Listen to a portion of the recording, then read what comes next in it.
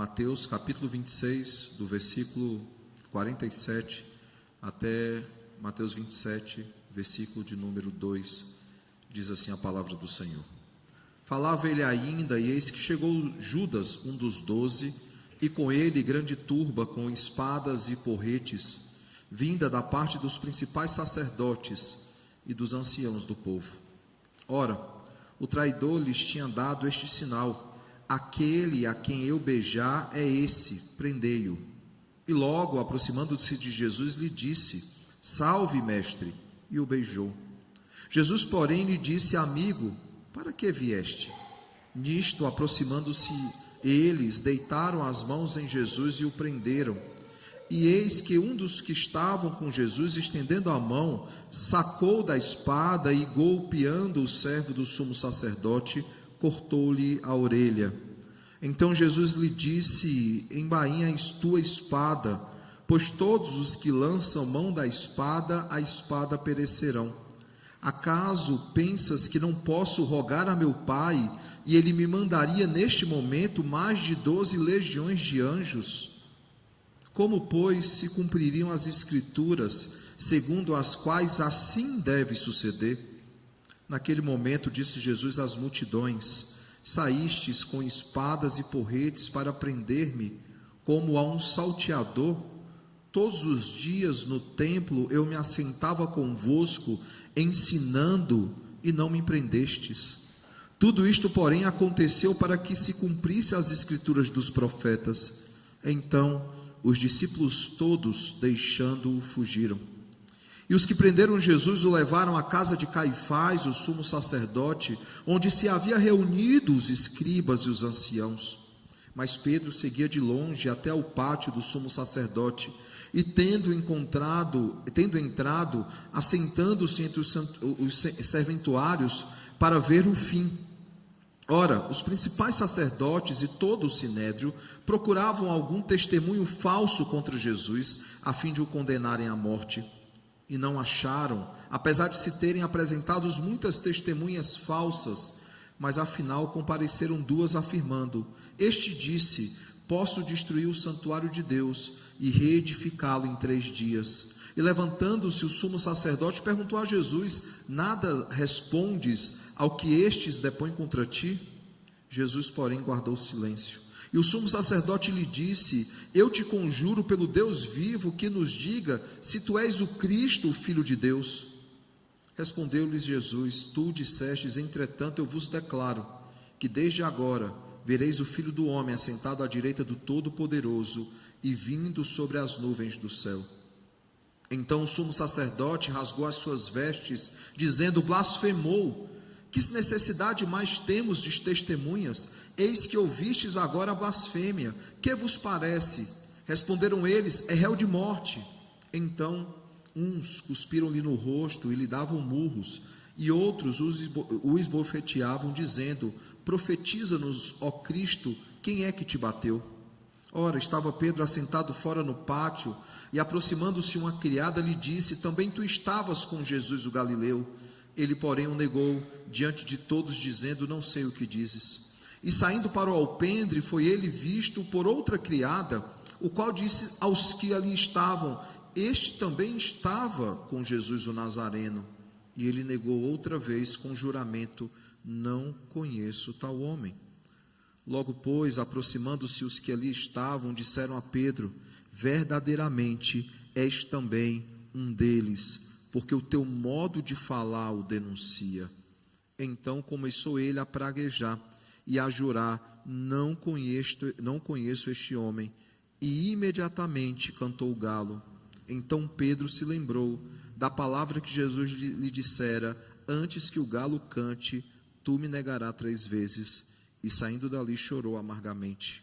Ao romper do dia, todos os principais sacerdotes e os anciãos do povo entraram em conselho contra Jesus para o matarem, e amarrando-o, levaram-no e o entregaram ao governador Pilatos. Oremos ao Senhor. Santíssimo Deus, maravilhoso Pai, Deus de graça, Deus de misericórdia, te somos gratos, Deus, pelo texto que acabamos de ler. Quão humilhante foi para o nosso Senhor ser julgado como um criminoso. Quão humilhante foi ele ser negado pelos seus, abandonado pelos seus discípulos, traído pelos aqueles que eram próximos. Quão humilhante foi ele ser cuspido, açoitado, humilhado, Senhor, zombado. Quão triste, Pai, ler essa cena, Senhor, e perceber o quanto ele sofreu por nós. Mas ao mesmo tempo o nosso coração se enche de alegria, porque sabemos que tudo que ele sofreu para que houvesse sobre nós uma declaração de justiça, para que os nossos pecados recaíssem sobre ele e fôssemos salvos da ira vindoura. Por isso, Senhor, nosso coração está em um misto de sentimentos, entre tristeza e alegria, entre perplexidade e gratidão, diante de tudo aquilo que foi feito por nós na cruz do Calvário. Te pedimos que, à luz do texto que lemos, o Senhor traga lições preciosas, para que a nossa gratidão e a nossa alegria não apenas exista nesse momento, mas seja manifesta em todos os lugares. Que o texto de hoje, Pai, ele ache guarida em nossos corações, que o Santo e Doce Espírito ilumine as nossas mentes, o Divino Mestre traga esclarecimento a todos nós da Tua Palavra, e que Cristo, o Senhor e Salvador da Igreja, o Profeta da Igreja, seja Ele a nos admoestar, nos exortar e nos consolar, para que nos pareçamos, Pai, cada vez mais semelhantes a Ele. Para que Ele nos prepare para o dia glorioso, quando seremos apresentados, Pai, diante de Ti, uma noiva que não tem do que se envergonhar. Fala conosco, Senhor, trata conosco essa noite, que saiamos daqui totalmente diferente de quando chegamos. Saímos daqui cada vez mais parecidos com Cristo e cada vez mais diferente com quem nós éramos, Pai. Essa é a nossa oração, em nome de Jesus. Amém. Irmãos, no domingo passado nós olhamos para a porção anterior desse texto. Nós olhamos para o capítulo 26, o versículo 31 a 46, inclusive foi dito, que de fato teríamos que olhar não apenas a porção do domingo passado, mas a porção desse domingo também junto, porque é uma mesma história que está sendo contada, há um arco narrativo, um arco redentivo nessa história, mas os irmãos perceberam que durante a leitura já foi muito grande a de hoje. E se nós tivéssemos que ler a do domingo passado e a de hoje juntos, e tirar das duas porções ensinamentos, nós teríamos a noite toda para expor e ainda faltaria tempo. Nós vimos então na primeira parte desse sermão, se poderíamos assim colocar, nós vimos que Cristo ele é o mediador infalível. Ele é aquele que é o perfeito mediador, aquele que se fez carne, que habitou no nosso meio, que assumiu o nosso lugar e se fez pecado em nosso lugar para se fazer justiça em nosso lugar, o justo pelos injustos. Aquele que levou sobre si as nossas transgressões e pagou o escrito de dívida que constava contra nós. Ele o arrancou de sobre nós, ele encravou no madeiro. E nós vimos então, a partir do texto passado, que esse mediador infalível, ele é um contraponto e nos ensina algumas coisas. Por exemplo, se Cristo ele é fiel, o texto também nos lembra que o homem ele é totalmente infiel. E nós vimos isso a partir das promessas que os discípulos fizeram, muitas delas já descumpridas no texto de hoje, outras serão descumpridas mais à frente, mas nós vimos que aquilo que o Senhor havia dito, que ele seria abandonado pelos seus, que ao ferir o pastor, o rebanho se dispersaria, Pedro disse que não, que ele morreria pelo Senhor, e Jesus fala: Pedro, antes que o galo cante, você vai me negar 3 vezes? De forma alguma. Eu vou morrer juntamente com o Senhor se for necessário. Os outros discípulos dizem a mesma coisa, mas nós vimos que eles nem puderam orar com Jesus porque eles dormiram. O texto nos mostra então a infidelidade do homem. O texto do domingo passado também nos mostra a fidelidade de Cristo. Ele é obediente até a morte, morte de cruz. Mesmo que o cálice seja pesado de ser tomado, difícil de ser tomado, ele diz: Pai, que seja feita a tua vontade e não a minha. E aí nós vemos então a natureza do mediador. Ele é infalível. Ele é infalível porque ele, diferentemente do primeiro Adão, ele é obediente, ele não tem pecados a confessar e ele não peca contra Deus. Esse texto então, irmãos, do domingo passado nos lembrou 3 coisas: que somos infiéis, primeiramente, totalmente falhos, totalmente frágeis, sem capacidade alguma para salvar a nós mesmos. É necessário que o Cristo ele se entregue pelos nossos pecados, porque nenhum outro daria conta de fazer isso. Nenhum outro poderia fazer aquilo que ele fez na cruz do Calvário. Segunda coisa, irmãos, o texto do domingo passado também nos lembrou que além de sermos infiéis, nós temos um Cristo, um mediador que é fiel. Aquele que foi obediente até a morte, morte de cruz. Aquele que foi totalmente fiel, apesar da nossa infidelidade. Aquele que se entregou pelos nossos pecados, mesmo sendo abandonado pelos seus, sendo negado por Pedro, sendo traído por Judas. E ele permaneceu fiel, porque o seu sacrifício não depende de quem nós somos, mas de quem ele é. Por fim, irmãos, nós vimos então concluindo justamente o tema, a conclusão foi que ele é o mediador infalível, e o texto nos lembra isso. O texto nos lembra que ele nos salvou, o texto nos lembra que ele nos redimiu, que ele nos livrou da condenação, ele nos livrou da ira vindoura, nos fazendo assim, irmãos, desfrutar da verdadeira liberdade e da vida eterna. É importante que quando Jesus ele diz que seria abandonado pelos seus, ele fala ao mesmo tempo, ele não está reclamando, ele está dizendo o seguinte: vai acontecer isso, mas não se preocupe, após a minha ressurreição, eu irei adiante de vós e encontrarei com vocês na Galileia. Ele já fala aquilo que vai acontecer após a sua crucificação. Vocês não serão abandonados por mim. Eu não os deixarei de lado, pelo contrário, eu estou morrendo por vocês, eu encontrarei com vocês após eu ressuscitar. E aí então, irmãos, ficou a pergunta para a nossa reflexão semanal, que foi: nós confiamos na palavra de Cristo? E essa pergunta tem a ver com o fato de que os apóstolos não confiaram em Cristo. No momento que Cristo disse, são essas coisas que vão acontecer, Pedro, você vai me negar, vocês vão me abandonar, eles deveriam se colocar diante do Senhor, pedindo perdão ao Senhor, dizendo: Senhor, nós confiamos em Ti, sabemos que o Senhor não está mentindo. Mas Pedro, em outras palavras, disse: Senhor, o Senhor não sabe do que o Senhor está falando, se preciso for, eu morrerei junto contigo. E os outros concordaram dizendo: nós também. Mas não foi o que aconteceu, irmãos. Por isso eu pergunto mais uma vez, nós confiamos no Senhor? Ele não é apenas o mediador infalível, mas ele é totalmente digno da nossa confiança, sim ou não? Bem, hoje nós veremos a prisão de Cristo, nós veremos o julgamento de Cristo e veremos a negação de Pedro.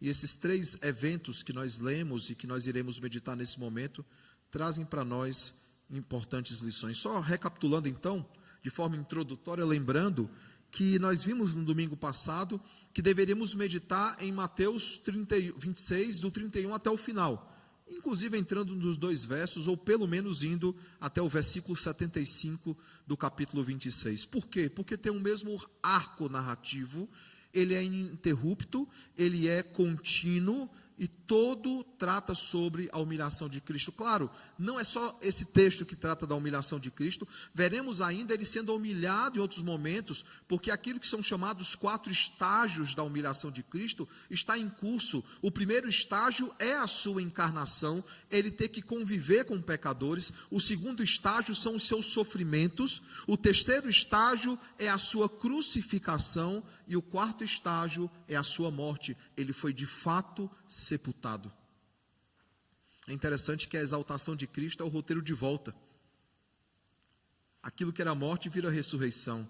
Aquilo que era crucificação vira declaração de justiça para a sua igreja. Aquilo que é sofrimento de humilhação se torna benefícios gloriosos. Ele tem um nome que está acima de todo nome. E assim como ele veio do Pai e encarnou, ele é glorificado, então ele retorna ao Pai, ressurreto e com seu corpo transformado.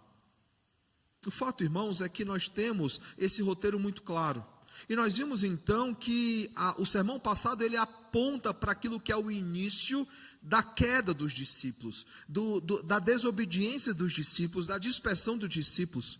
Em contraponto, aqueles que fogem, aqueles que são desobedientes, nós temos um Cristo que obedece perfeitamente, que se entrega voluntariamente. Os seus discípulos desobedecem, ele é obediente. Os seus discípulos fogem, ele caminha de forma obediente e voluntária, ele caminha para a sua crucificação. No texto de hoje nós vemos então a sua confissão, ele confessa quem ele é e ele é condenado por causa disso. Mas ao mesmo tempo nós temos também aquele que disse que estaria com o Senhor até o fim, ele não mantém a sua palavra, ele não mantém a sua confissão dizendo: Senhor, eu sou fiel ao Senhor. Não, ele foge, ele nega. O autoconfiante Pedro, que achava que não pecaria contra o Senhor. Lembrando, irmãos, que a porção de hoje, a porção do domingo passado, ela não está preocupada com Judas, ela não está preocupada com Pedro, ela não está preocupada com o Sinédrio, com Pilatos, não, ela não está preocupada com nada disso. Isso é apenas o pano de fundo, são secundários diante do roteiro da história. O roteiro da história aqui é a fidelidade de Cristo, a obediência do Cordeiro, mesmo diante da traição, mesmo diante da negação ou de um julgamento injusto, ele permanece fiel até o fim. Quando preso no jardim, ele chega e diz: irmãos, isso é para cumprir as Escrituras.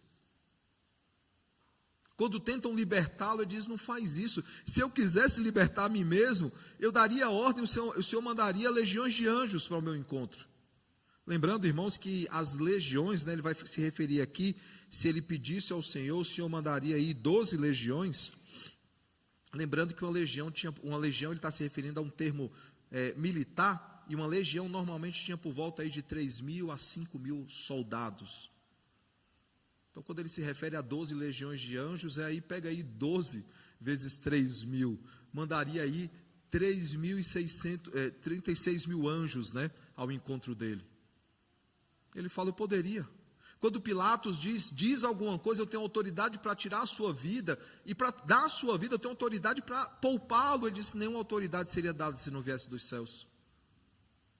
Ele está se entregando voluntariamente, apesar da involuntariedade dos discípulos. Ele está se entregando fielmente, apesar da infidelidade dos discípulos. E até mesmo das multidões, ele faz questão, quando fala lá da turba, ele está se referindo a multidões, que foram enviados. Os sacerdotes não têm nem coragem de confrontar Jesus, eles enviam outros. Jesus olha para ele e fala assim: por que essas acusações?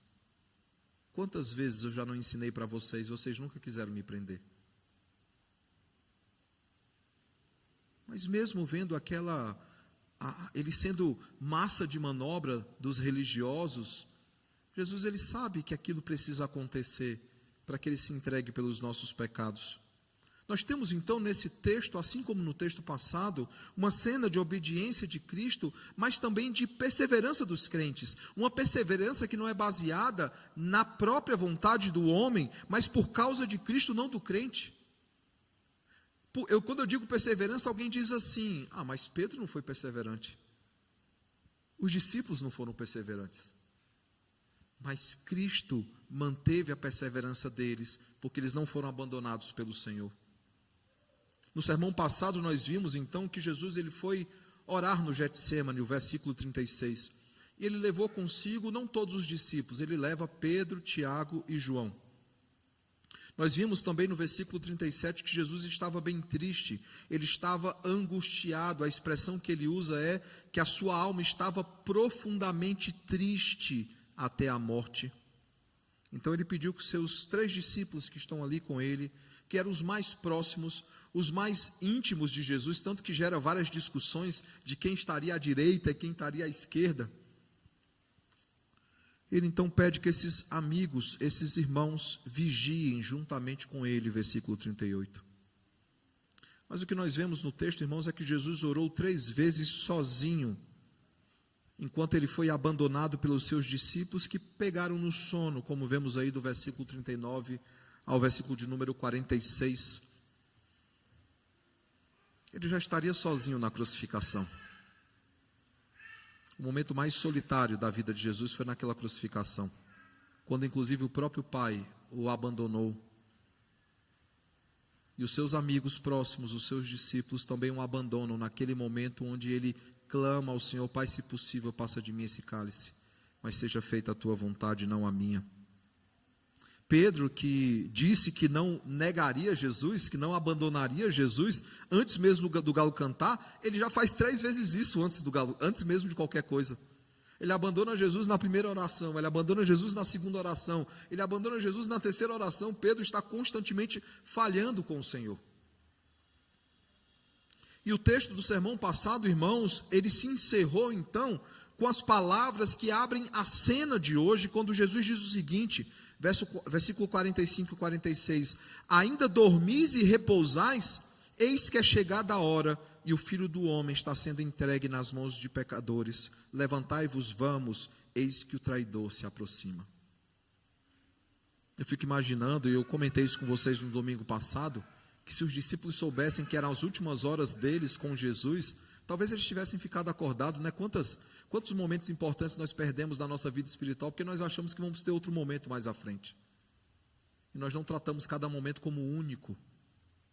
O fato, irmãos, é que é exatamente de onde o texto de hoje continua. Após Jesus dizer isso, o texto diz que falava ele ainda, e eis que chegou Judas, um dos 12, e com ele grande turba, ou seja, grande multidão. Essa palavra vai ficar mais clara lá na frente, quando nós vemos multidões, né? Muitas pessoas. E essa multidão, irmãos, tinha espadas e porretes, o texto diz, e diz mais o seguinte, vinda da parte dos principais sacerdotes e dos anciãos do povo, né? Os covardes que não tinham coragem de ir ao encontro de Jesus para tentar prendê-lo.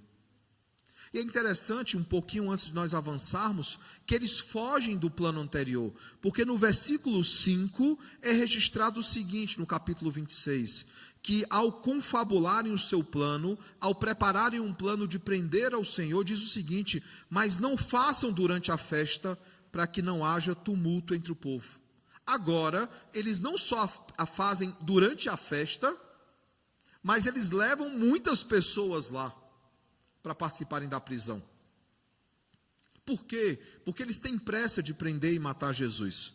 Mas sem perceber, irmãos, na verdade, eles estão sendo usados pelo Senhor para executar o plano da redenção.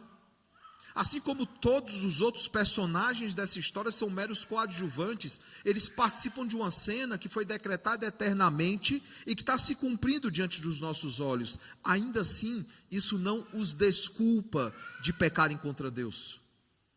Pedro não é indesculpável por negar o Senhor, mesmo o Senhor dizendo que ele o negaria. E Judas, que traz Jesus, ele não é desculpável. Em Judas, inclusive, tem um momento que Jesus fala que o filho da perdição, e é assim que Judas é chamado, porque ele não é um crente, ele é um mero religioso. Ele diz que é necessário, quando ele fala na ceia sobre o traidor, e nós já vimos esse texto, ele diz que é necessário que ele seja traído, mas ai daquele que é o traidor. O Filho do Homem vai, versículo 24, como está escrito a seu respeito, mas ai daquele por intermédio de quem o Filho do Homem está sendo traído, melhor lhe fora não haver nascido. Depois então de se vender por 30 moedas, como nós já vimos em outro sermão, Judas ele combinou um sinal. Esse sinal ele é combinado, irmãos, juntamente com aqueles que confabulam com ele sobre a prisão de Cristo e a sua morte. E o sinal é que ele daria um beijo, né? Ele chegaria, daria um abraço e um beijo no rosto, chamado ósculo santo. Judas então, de acordo com o plano, ele vai ao encontro de Jesus. Ele vai ao encontro de Jesus com grande multidão. E ele, enfim, beija o Senhor, que é o sinal. E aí Jesus faz a seguinte arguição, amigo, o que é que você está fazendo aqui? Para que é que você veio? É claro que o Senhor sabe a resposta. Porque ele já havia dito na ceia como se daria a traição de Judas. É uma pergunta que parece uma pergunta dando a chance de Judas de confessar o que ele fez. Lucas, no seu registro, ele não é tão bondoso. Em Lucas 22, 48, a pergunta que é registrada é: Judas, com um beijo trai o Filho do Homem? Veja aqui que Jesus, inclusive, ele não faz uma pergunta dando a chance de Judas se retratar, ele já acusa dizendo assim: é assim que você vai trair o Filho do Homem? Alguém que você caminhou por 3 anos com um beijo? O fato, irmãos, é que nós vimos no versículo 20 a 25, do capítulo 26, ali no momento da ceia, quando o traidor ele é anunciado, nós vimos que Jesus ele já sabe a resposta. E aí as coisas elas acontecem bem rápido, perceba. No versículo 50 ele foi preso. Logo depois de ser preso, nós vemos que Pedro sacou a espada e cortou a orelha direita do servo do sumo sacerdote. Você fala, pastor, mas Mateus não diz isso. Mas João registra isso no capítulo 18, verso 10. Mateus diz que foi um dos discípulos. João registra que foi Pedro que fez isso. Alguns discutem que possivelmente, talvez Mateus não tivesse essa informação por um motivo bem simples. Ele não está no momento inicial que a multidão chega em Jesus. Por quê? Porque só está Pedro, João e Tiago. Quem que está lá na hora? João. E o João que está lá na hora diz que foi quem? Pedro. E diz a orelha que foi, a orelha direita. Alguns dão o nome de Malcom, né, a esse servo, né, por causa da tradição. E aí nós vemos então, apenas que ele é servo do sumo sacerdote, versículo 51. Aqui não diz, mas Lucas nos diz, no capítulo 22, verso 51, que o Senhor curou a orelha daquele homem. Ele vai lá e cura a orelha. Os filmes botam ele pegando a orelha, colando e ficando no lugar. O que é mais provável, né? Jesus não fez uma orelha nascer de novo, isso é antinatural. E depois então nós vemos que Jesus, ele lembra a sua missão quando ele diz: acaso pensas que eu não posso rogar a meu Pai, e ele me mandaria neste momento mais de 12 legiões de anjos? Como, pois, se cumpririam as escrituras, segundo as quais assim deve suceder? E aí ele tem uma crítica inicial, né? Aqueles que são contra a posse, porte de arma, tentam usar esse texto dizendo, né, embainha a tua espada, pois todos os que lançam mão da espada, a espada perecerão. Não é isso que Jesus está discutindo. Ele está discutindo o seguinte: eu não vim para fazer um levante ou uma guerra civil, eu vim para salvar o meu povo. O meu reinado, ele não é militar, ele é um reinado espiritual. O fato que lá na frente ele diz novamente, naquele momento disse Jesus às multidões: saístes com espadas e porretes para prender-me como um salteador? Todos os dias no templo eu me assentava convosco ensinando, e não me prendestes. Mas ainda assim nós veremos no versículo 56, que tudo isso faz parte do plano da redenção. E perceba que Cristo em tudo isso, ele permanece fiel, ele permanece obediente. Se ele chama, irmãos, as 12 legiões celestes de anjos, não apenas ele poderia se livrar, mas ele poderia mostrar que ele era o Filho de Deus. Como na crucificação ele poderia descer da cruz e mostrar que é o Filho de Deus, mas era necessário que essas coisas acontecessem, que ele fosse preso, que ele fosse julgado, ele sofresse açoites, ele fosse crucificado e morresse em nosso lugar. Tudo isso ele faz, irmãos, como cumprimento das promessas das Escrituras. Então o texto nos diz que eles o levaram à casa do sumo sacerdote.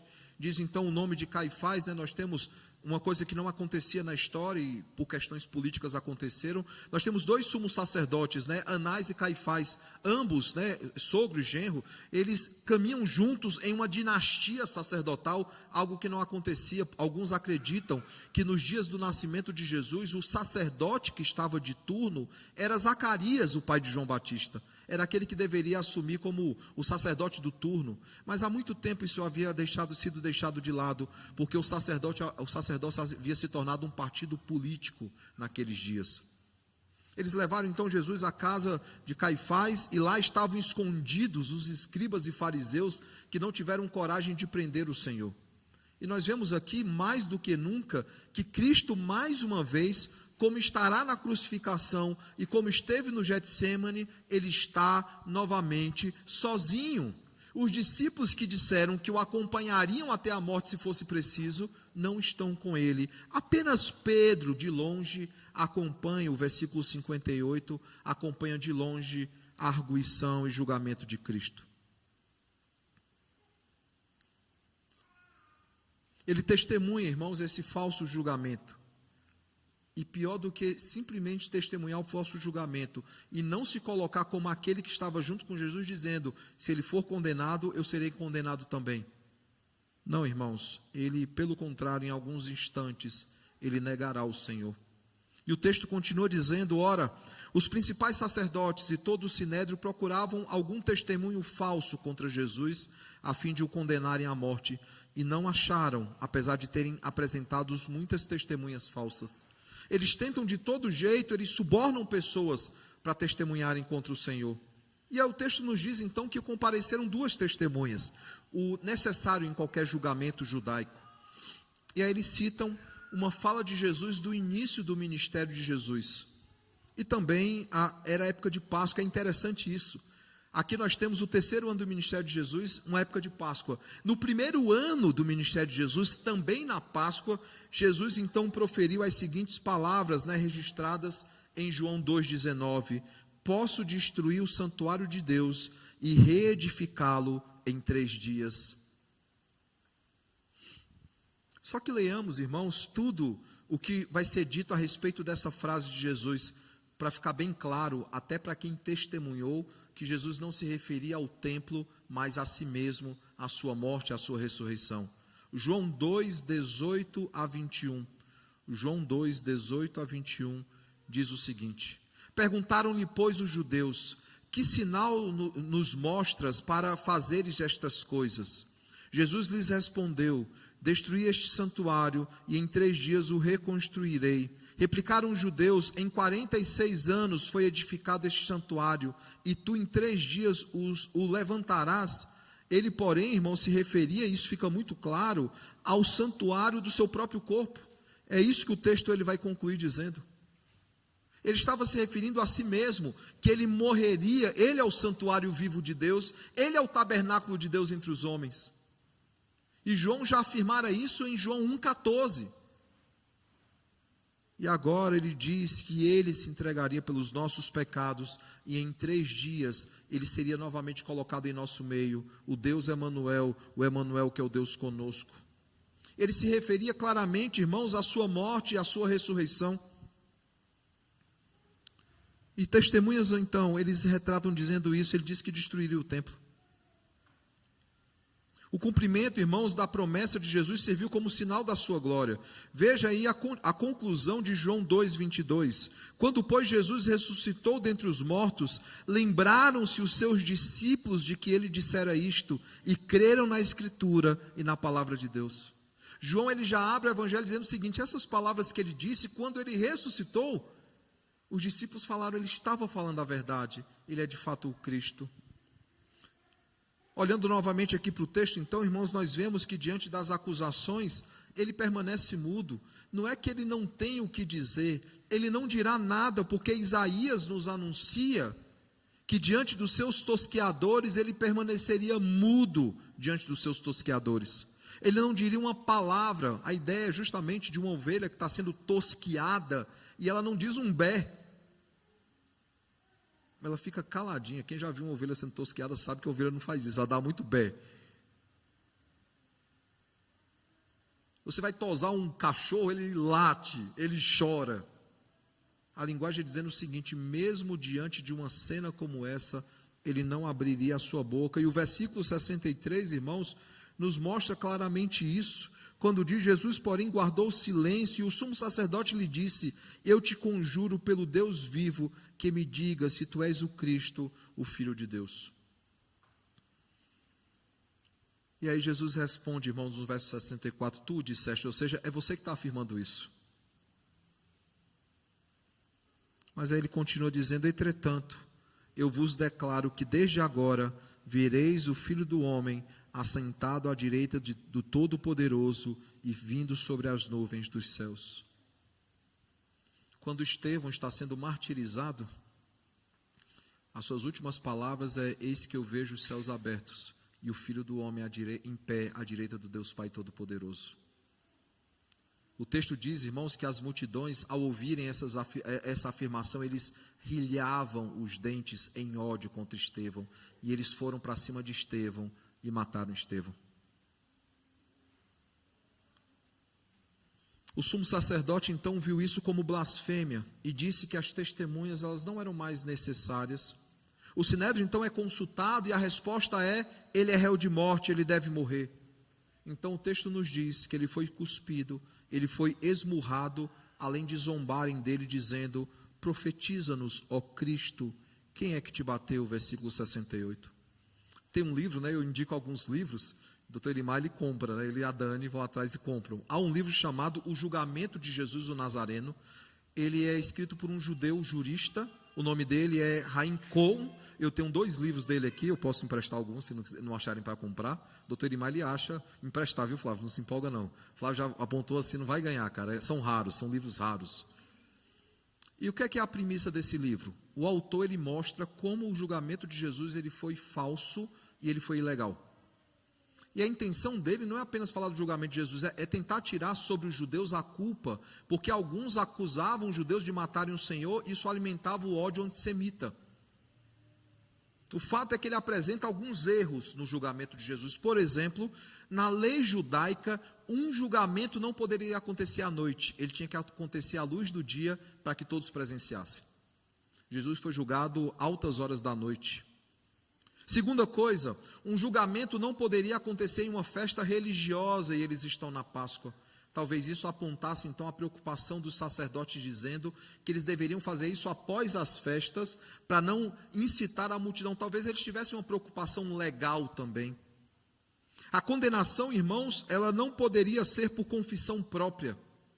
Se alguém confessasse o seu crime, teria que ter a corroboração de testemunhas, porque ele poderia estar assumindo um crime que não era dele, ele tomando o lugar de alguém, ele assumindo um crime que era de outra pessoa, ele precisava provar que ele era o culpado. Veja que interessante. A necessidade de testemunhas, e nós vemos que elas foram compradas, e 2 que aparecem não dizem nada que pudesse condenar Jesus. Uma blasfêmia mal caracterizada, porque Jesus ele não admite que ele é o Cristo, o Filho de Deus, por mais que ele seja. O que ele diz é a respeito das consequências da sua morte, que a consequência é, ele voltaria para o Pai, porque verdadeiramente ele é quem ele diz que é. Claro que a consequência é justamente concordar com o sacerdote dizendo, né? De fato eu sou o Cristo, o Filho de Deus. Penúltimo, o Sinédrio não tinha poder para aplicar a pena capital. Eles não poderiam condenar ninguém à morte. Por isso que os sacerdotes enviam Jesus para Pilatos, porque Pilato, o responsável romano pela província ali de Jerusalém, era o único que poderia aplicar a pena de morte.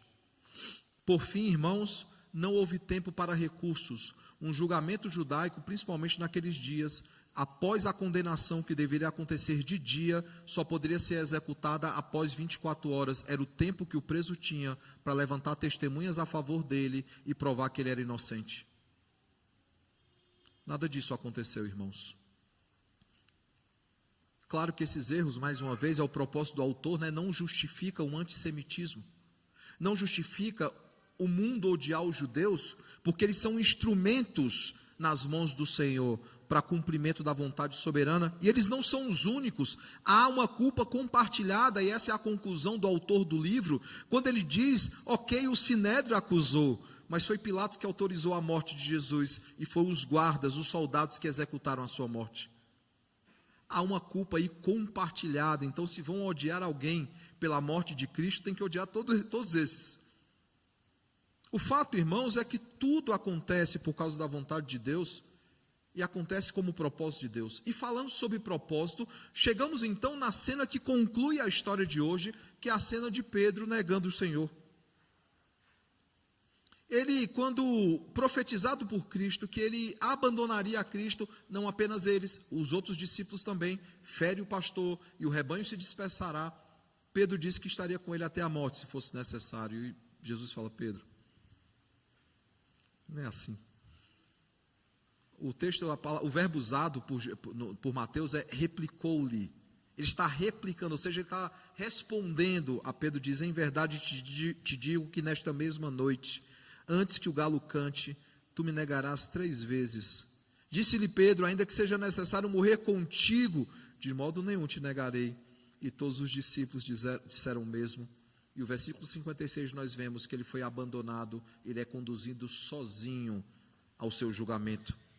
Pedro, então, ele se espreita, ele se esconde, e ele acompanha o julgamento de Jesus. Ele teve, então, a oportunidade de testemunhar 3 vezes, de cumprir aquilo que ele havia prometido, que se entregaria até a morte, se fosse necessário, mas ele não o fez. O texto diz que, pelo menos por 2 vezes, ele jura, dizendo que não é. Veja um outro pecado, ele não apenas negou a Jesus, ele jurou dolosamente. dizendo que não o conhecia. Tem uma hora, na terceira vez, que eles falam, mas você tem a fala dos discípulos, você fala como eles. Claro, depois de 3 anos andando com Jesus, como é que a fala não mudaria? Moramos aqui há 3 anos, as meninas não falam nada de nordestino, é só paulistano. Elisa não acerta o R, mas fala porta.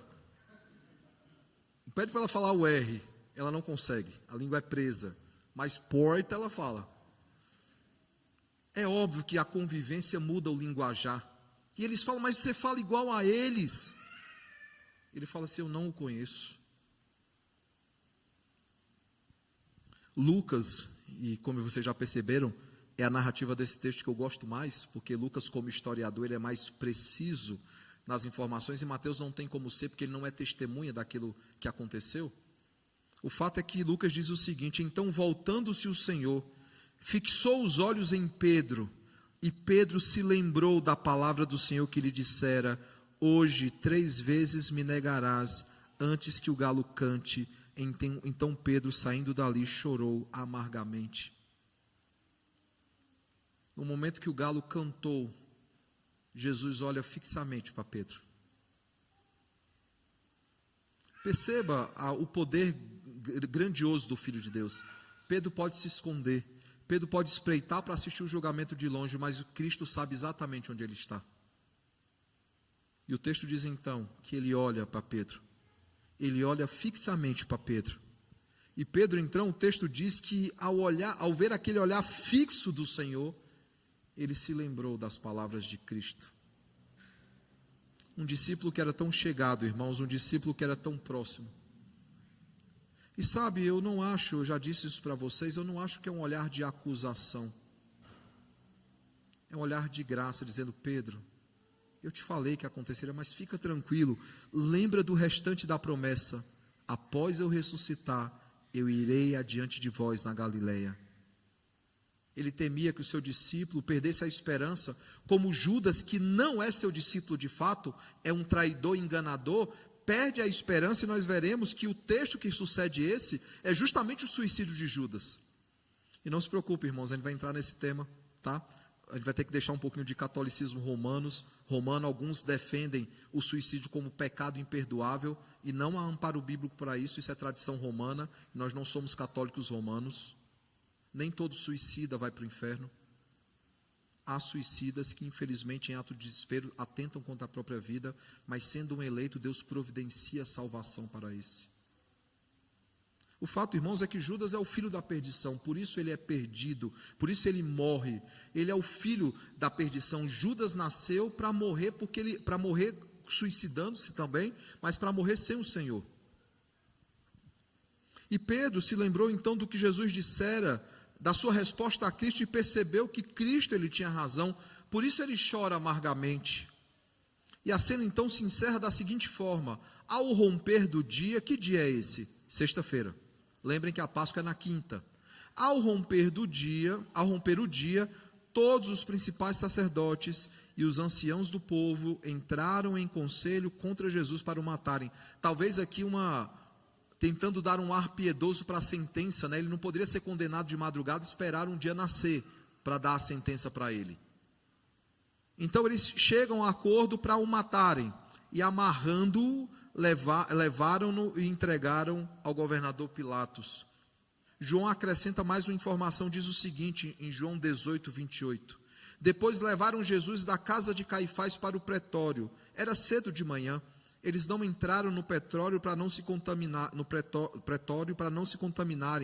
mas poderem comer a Páscoa. Ou seja, veja, eles não vão ao encontro de Jesus para prendê-lo, e quando eles entregam a Pilatos, eles vão até a metade do caminho, porque eles não queriam se contaminar para poder comer a Páscoa. Estão julgando um homem de forma errada, condenando um inocente, mas a preocupação deles é com essa contaminação. E aí conclui então o texto de hoje. Quais são as lições que Mateus ele tem em vista quando ele registra então essas cenas? Nós já olhamos algumas lições no domingo passado, mas quais são as lições de hoje? A primeira coisa, irmãos, que Mateus ele está deixando bem claro para todos nós, é a soberania absoluta e poderosa do nosso Senhor. Nada impede os seus planos e o seu decreto eterno. Tudo acontece de acordo com o que Cristo anunciou que acontecia, com aquilo que foi registrado pelos profetas. Tudo está acontecendo de acordo com aquilo que a palavra de Deus predisse. Mostrando claramente, irmãos, que Deus está no controle de tudo, inclusive da traição de Judas. Ele está no controle de tudo, inclusive na prisão de Jesus, na negação de Pedro, no julgamento injusto e ilegal do Sinédrio. Embora Judas, como veremos no próximo sermão, irmãos, agiu de forma voluntária e seja moralmente responsável, as suas ações cumpriram aquilo que as Escrituras estabeleceram. Por exemplo, no Salmo 41, verso de número 9, abramos rapidamente esse texto. Salmo 41, verso 9. Salmo 41, verso 9 diz o seguinte: até o meu amigo íntimo, em quem eu confiava, que comia do meu pão, levantou contra mim o calcanhar. Está se referindo aqui a quem, gente? A Judas. E fala até do pão. Por isso que Jesus disse que aquele que meter a mão comigo, esse é o traidor. Um outro texto, irmãos, também, que traz, além de outros, né? Não tem a noite toda para olhar para cada um, e é ruim abrir a Bíblia com a mão só. Acho que eu vou ter que aderir àquele microfone da Sandy mesmo, né, que o Ronaldo está usando. Vamos abrir no texto de Zacarias. Zacarias, já no finalzinho aí do Antigo Testamento, abrir o texto de Zacarias. Zacarias capítulo 11, versículos 12 e 13. 11, 12 e 13 diz o seguinte: eu lhes disse, se vos parecer bem, dai-me o meu salário, e se não, deixa-o. Pesaram, pois, por meu salário 30 moedas de prata. Então o Senhor me disse: arroja isso ao oleiro, esse magnífico preço em que fui avaliado por eles. Veja, esse é o que vale. A história que está sendo contada aqui é a parábola do bom pastor, e é justamente o título que Jesus avoca sobre si. Ele é o bom pastor que dá a vida pelas ovelhas. Nessa parábola, qual é o preço que o homem foi avaliado? 30 moedas. E aí ele continua dizendo: tomai as 30 moedas de prata, tomei as 30 moedas de prata e as arrojei ao oleiro na casa do Senhor. Aqui é uma promessa clara de como Jesus ele seria traído, irmãos. E mais uma vez nós vimos, Jesus poderia ter evitado tudo isso. Jesus poderia ter evitado chamando 12 legiões celestiais para vir ao seu encontro. Assim como também ele poderia ali no deserto chamar os anjos para que eles dessem comida, dessem água para Jesus. E Satanás diz isso: chama os teus anjos, e eles virão ao teu socorro. Mas Jesus ele cumpre o script fielmente, cabalmente. Lá em João ele já havia dito, né? No capítulo 10, versículos 17 e 18, ele já havia dito: por isso o Pai me ama, porque eu dou a minha vida para reassumir. Ninguém a tira de mim, pelo contrário, eu espontaneamente a dou. Tenho autoridade para entregar e também para reavê-la. Este mandato recebi de meu Pai. Nada foge ao governo absoluto do Senhor. Cada momento do ministério de Cristo, inclusive os momentos que envolvem o sofrimento de Cristo, todos eles estão previstos pelo decreto eterno do Senhor. Mas o texto não nos mostra apenas a sua absoluta soberania, o texto também nos mostra a depravação do homem nesse texto. Tudo aqui, irmãos, que aconteceu, especialmente o julgamento, expõe a profunda corrupção do homem. Aqueles que deveriam ser piedosos, aqueles que deveriam ser exemplos de fé, de conduta, eles armaram um falso julgamento. E vimos, irmãos, que o texto de João é lamentável quando diz que depois que eles levaram então Jesus a Caifás, eles não entram no pretório porque eles não queriam se contaminar para que pudessem comer a Páscoa. Quem em sã consciência, após julgar alguém injustamente, consegue parar para comer e se preocupar com comida? A não ser uns iluminados que existem aí, né? Que não tem preocupação alguma com injustiça. Irmãos, eles dissimularam, eles mentiram, inclusive com falsas testemunhas. aqueles que deveriam ser o guardião da lei e da palavra, eles distorceram o sistema judicial judaico para que Jesus fosse então condenado. E mesmo diante, irmãos, da confissão messiânica de Cristo, nós vemos que não há arrependimento, mas ódio. Abramos a palavra do Senhor no texto de Daniel, irmãos, Daniel capítulo 7.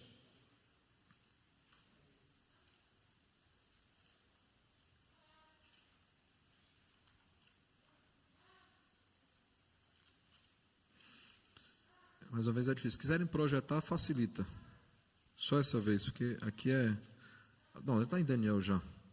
Daniel 7, 13 e 14.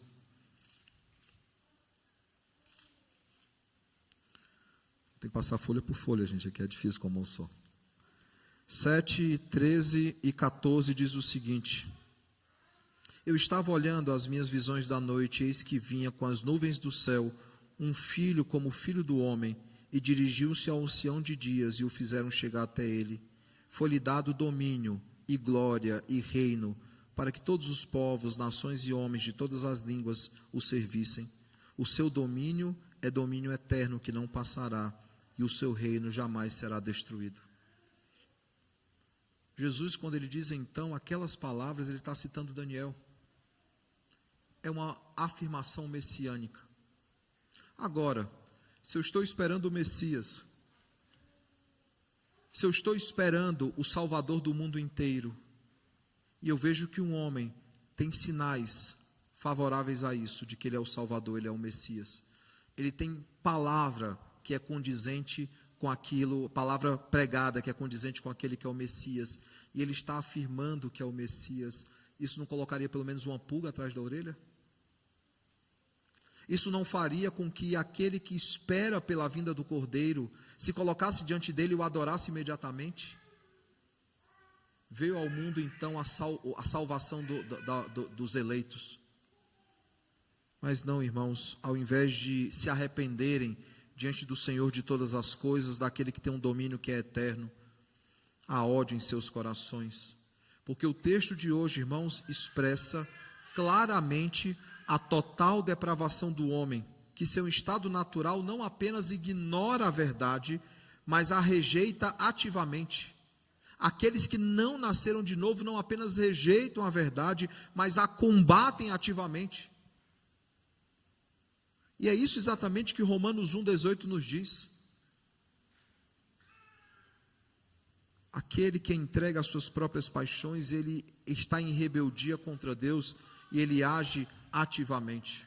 Perceba, o primeiro e o segundo ponto então nos apresenta a soberania de Deus e a responsabilidade do homem. Mas é necessário, irmãos, que haja alguma solução para isso, e o texto então nos apresenta o sacrifício gracioso. Que é de fato o que o texto trata sobre hoje, né? Nós tratamos no domingo passado a respeito do mediador que é infalível. Hoje nós estamos olhando para o Cristo que é o Cordeiro fiel. Ele é o sacrifício gracioso, ele é o sacrifício maravilhoso. Ninguém poderia, irmãos, prover salvação para si mesmo, mas Cristo poderia prover libertação, não somente para nós, mas para ele. Cristo, ele poderia ter se liberto lá no jardim, como em outros momentos ele poderia ter se livrado da condenação, mas o texto nos diz que ele se entregou graciosamente. Enquanto na crucificação zombavam dele, ele disse: Pai, perdoa-lhes, porque eles não sabem o que fazem. E é o que Isaías diz, que ele morreu entre pecadores e intercedeu pelos pecadores. Diante das falsas acusações, irmãos, ele permaneceu em silêncio, conforme profetizado em Isaías 53:7. Diante da negação de Pedro, diante do falso juramento de Pedro, ele olhou para Pedro de forma graciosa, sem condenação. Ele já havia prometido, irmãos, que ressuscitaria e que se encontraria com seus discípulos, aqueles fujões. Ele tem todo o poder, irmãos, mas ele foi submisso, ele foi obediente até a morte e morte de cruz. No Getsemane, bem como ao confessar que ele era o Messias, nós vemos aí a obediência ativa de Cristo. Em seu silêncio, ele manifesta a sua obediência passiva. As duas estão lá. para que ele sofresse voluntariamente uma condenação que não era dele, uma condenação que era nossa, de forma ativa, de forma passiva. Ele é obediente até a morte, morte de cruz. Ele permaneceu fiel à vontade do Pai, ele cumpriu perfeitamente a lei em nosso lugar. Isso é graça, irmãos. Isso é maravilhosa graça. Há um cântico antigo, e assim, dá vontade de gravar ele e dizer que é meu, porque eu já procurei na internet e não acha. Ele é tão antigo que não há registro dele. Mas a música vai dizer assim: ouvia-se o grito, aproximava o monte do Calvário, ali o meu Senhor por mim padeceu. Não há como pagar o que Cristo fez por mim. O refrão diz: precioso sacrifício de sangue remidor, é graça, é maravilhosa graça do Deus vivo para conosco. Ele graciosamente se entregou pelos nossos pecados, o justo pelos injustos. Como diriam dos pais da igreja, né, o imortal pelos mortais, o justo pelos injustos, o perfeito pelos imperfeitos, o fiel pelos infiéis. Graciosamente ele se entregou pelos nossos pecados. A pergunta que eu faço é: que aplicações nós podemos tirar do texto de hoje? A primeira delas, irmãos, o texto nos lembra que Deus ele é soberano, que ele decretou e ele conduziu todas as coisas para que o seu decreto se cumprisse. Cada pequeno detalhe ele conduziu para que as coisas se cumprissem perfeitamente. Segunda coisa, irmãos, o texto nos lembra que nós somos pecadores, nós carecemos do favor do Senhor e da obra de Cristo para que não sejamos condenados eternamente. Por fim, o texto nos lembra, irmãos, que Cristo ele assumiu o nosso lugar, salvando-nos eternamente, livrando-nos da ira vindoura e nos resgatando das trevas para a sua maravilhosa e graciosa luz. Eu pergunto, irmãos, de fato ele é o Cordeiro fiel? Sim, ele é o Cordeiro fiel, o Cordeiro poderoso, o Cordeiro pascal que morreu na cruz pelos nossos pecados. A minha oração, meu desejo sincero, irmãos, é que o bom e eterno Deus nos ajude a amar a Cristo e adorar a Cristo por quem ele é e por tudo que ele fez por nós. A minha oração, o meu desejo sincero é que Cristo, o Cordeiro fiel que assumiu o nosso lugar, que se entregou voluntariamente pelos nossos pecados, seja o Senhor das nossas vidas e o Salvador das nossas almas. Por isso, se alguém ainda não conhece esse gracioso Cordeiro, esse maravilhoso, fiel Cordeiro, eu o convido a refletir mais sobre isso. E se por acaso você ainda não o conhece, clame ao Senhor para que o Senhor manifeste esse Cordeiro fiel na sua vida. Que o bom e eterno Deus, irmãos, nos ajude a descansar debaixo da sua poderosa mão, que não apenas nos salvou, mas que conduz as nossas vidas, que nos prepara para o dia glorioso, quando ele completará a boa obra que ele iniciou em nós, por nós e através de nós.